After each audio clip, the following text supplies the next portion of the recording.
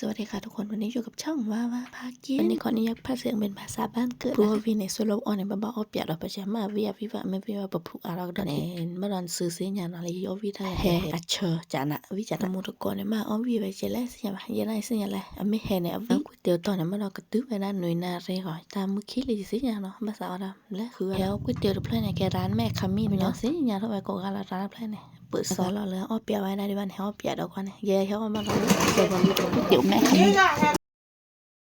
ใช้เวลาไม่ได้โอ้ก๋วยเตี๋ยวมีมันก๋วยเตี๋ยวผัดโอเจส้มตำโอเจหน้าส้มตำเนี่ยแกส้มตำเจก๋วยเตี๋ยวเจ